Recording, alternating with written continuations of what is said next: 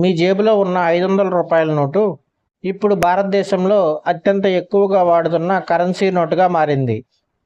కానీ అదే సమయంలో ఒక ఆందోళనకర విషయం కూడా వెలుగులోకి వచ్చింది. రిజర్వ్ బ్యాంక్ ఆఫ్ ఇండియా విడుదల చేసిన తాజా రిపోర్ట్ ప్రకారం ఫైనాన్షియల్ ఇయర్ 2025-26 చలామణిలో ఉన్న 500 నోట్ల సంఖ్య 11.2% పెరిగింది. ప్రస్తుతం దేశంలో 7 లక్షల కోట్లకు పైగా 500 నోట్లు చలామణిలో ఉన్నాయి.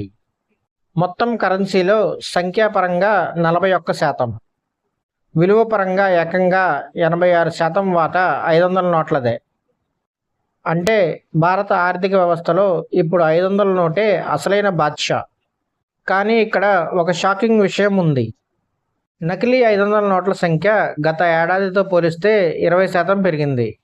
2024-25లో 1,17,000 నకిలీ 500 నోట్లను గుర్తించగా 2025-26లో ఆ సంఖ్య 1,41,000కు పైగా చేరింది.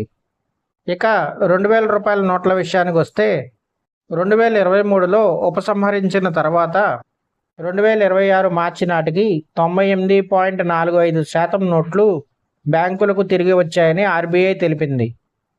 అందుకే 500 రూపాయల నోటు తీసుకునేటప్పుడు సెక్యూరిటీ ఫీచర్లు ఒకసారి తప్పకుండా పరిశీలించండి. వీడియో నచ్చితే లైక్ చేయండి. ఇలాంటి ఇంపార్టెంట్ అప్డేట్స్ కోసం ఛానల్ని సబ్స్క్రైబ్ చేయండి.